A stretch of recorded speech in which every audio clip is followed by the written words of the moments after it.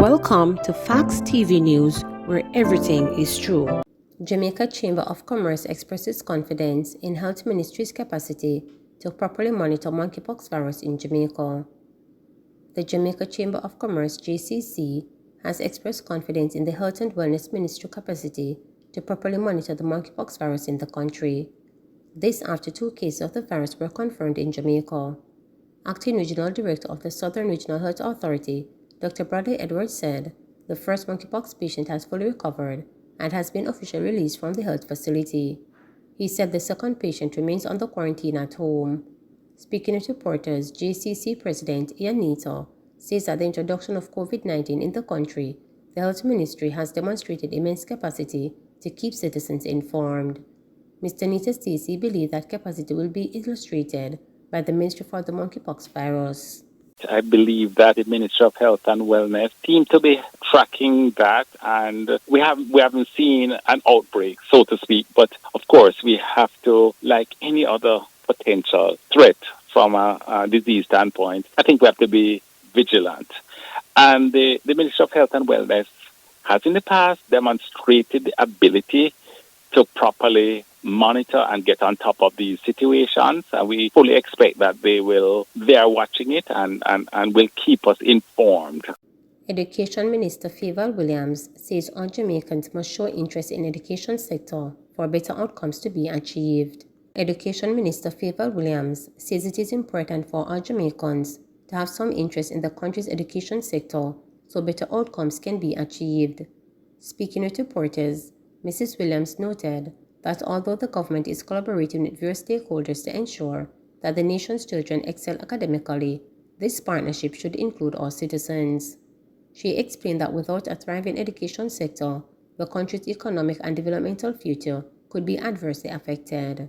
Even if you don't have a child in the education system right now, you should still have an interest in it, because it's only through higher levels of education, it's only through our children gaining and excelling that we will see our economy move to greater heights in terms of the higher quality of jobs that we'll be able to attract into this country, the higher salary levels that persons will be able to get, and just a significant improvement in the quality of life, because that means more revenues will be available to government to do those things that as citizens we want done on a regular basis. Obviously, all of us want to see more good roads, greater attention in terms of landscaping of Jamaica or garbage collection and so forth. Many things to be done, but we have to grow the economy. To grow the economy, we have to get our educational outcome to a much higher level. Man acquitted of firearm charge 2 years after arrest. A man who the police claim shot at them before escaping from a plaza in St. Andrew 2 years ago has been acquitted of firearm charges. Tessano Barnett was found not guilty of 3 counts of illegal possession of a firearm and assaulting a police officer when he appeared in the Gun Court Division of the Home Circuit Court on Thursday. It was alleged that on September 14, 2020, the police were informed that Mr. Barnett and other men were in a car carrying guns. 3 cops assigned to the Matilda's Corner police station went to the location and saw the vehicle. It was reported that one of the passengers fired at the police before exiting the car and made his escape over a fence. The police reported that an illegal gun was found in the vehicle. Mr. Barnett was later arrested and charged. During the trial, Mr. Barnett's attorney Vincent Wesley argued that there was no evidence to support how his client was apprehended. He also pointed to the lack of DNA evidence and inconsistencies and discrepancies in the statements given by the 3 police officers concerning identity. Mr. Barnett was subsequently found not guilty. Major Jamaica 60 cleanup gets underway in towns across Trelawney. Mayor of Falmouth, Councillor Juni Gagel, says the Trelawney Municipal Corporation TMC has commenced a major cleanup exercise in the main towns across the parish of Trelawney as part of preparations for the Jamaica 60 Independence celebrations. Right now, we are cleaning the main towns across the parish of Trelawney. We have started cleaning and removing vendors from the streets. We are going to continue cleaning and washing the towns. We are also going to be cleaning the drain in preparation for Jamaica 60 celebrations, Gagel told reporters. Prime Minister Andrew Holness mandated members of Parliament and councillors in attendance at a recent Jamaica Labour Party Central Executive Council meeting at the Montego Bay Conventional Center in Rosehall, St. James, to make garbage clean-up a priority in their constituencies and divisions ahead of the Jamaica 60th Independence celebration. We cannot be celebrating our 60th anniversary and the country is not clean, so resources have been made available to MPs at the parish level and to the NSWMA. It is absolutely important that the cleanup projects be visible and be meaningful, said Holness. I want every constituency to find those areas, those illegal dumps, those places where people make it a custom to throw their garbage, those open lots that are overgrown and filled with solid waste, and get the trucks in, get your tractors and backhoes in, get your workers out and clean up the place for independence, he added. Meanwhile, the TMC kicked off the holiday celebration with an Independence Church service at the Seventh-day Adventist Church on Saturday, July 30. This will be followed by Emancipation Vigil that is set to get underway at the Clarkstown Primary School on Sunday, July 31st. On Saturday, August 6th, there will be the raising of the Independence flag and civic ceremony at Seaboard Street in Falmouth. Serious business now. The government has made clear that it will not be relenting on provisions in the regulations of the new Road Traffic Act (RTA), which will see motorists charged with certain offences having the suspension of their driver's license remain on their record indefinitely, regardless of whether demerit points are expunged. Leader of Government Business in the Senate, Kamina Johnson-Simmet, said there is no good reason to remove the suspension records. It's important that we use the time here to say to people, is serious business now, be responsible. It is important that we use this platform in here to speak about the safety of the use of the roads. The suspensions remain because there must be a record of the fact that you have transgressed at a level of seriousness that has had your license suspended for a period of time.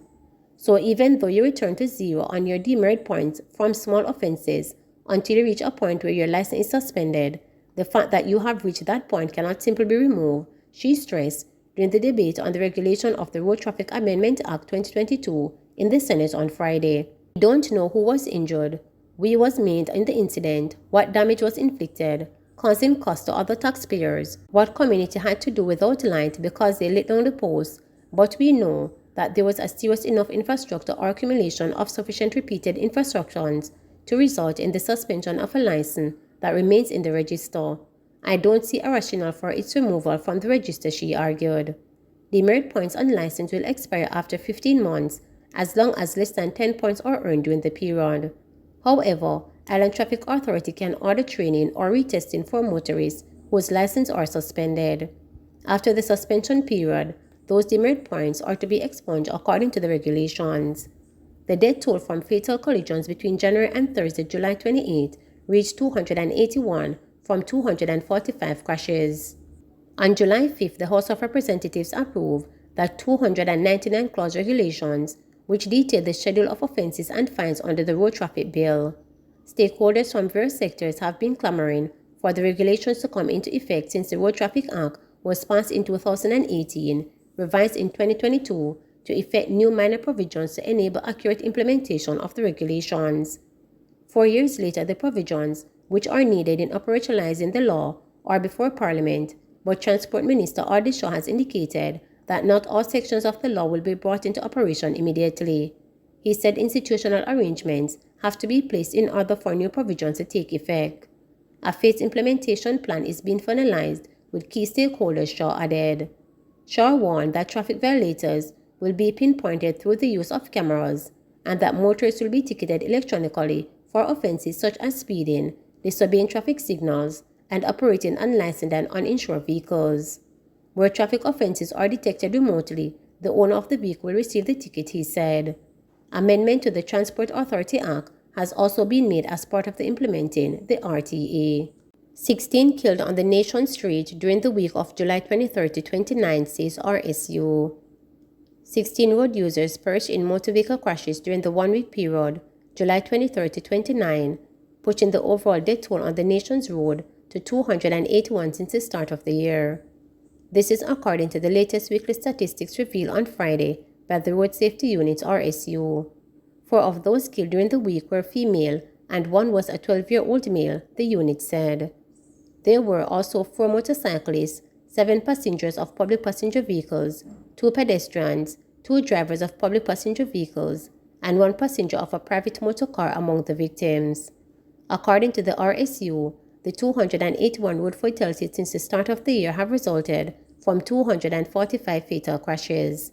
The RSU said fatal crashes have decreased by 2%, while fatalities remain the same when compared with similar period in 2021. The unit also found the following. Pedestrians account for 20% of the road users killed as on July 29. Motorcyclists account for 26% of the road users killed as at July 29. Drivers of private motor vehicles account for 23% of road users killed since the start of the year. Passengers of private motor vehicles account for 14% of all road fatalities this year. Vulnerable road users, pedestrians, pedal cyclists, motorcyclists, and pillion passengers account for 54% of road users killed as at July 29. Passengers accounted for 22% of all road fatalities, while males and females account for 85% and 15% respectively on the road fatalities since January 1. Please remember to subscribe, like, share, and click the notification bell for daily updates.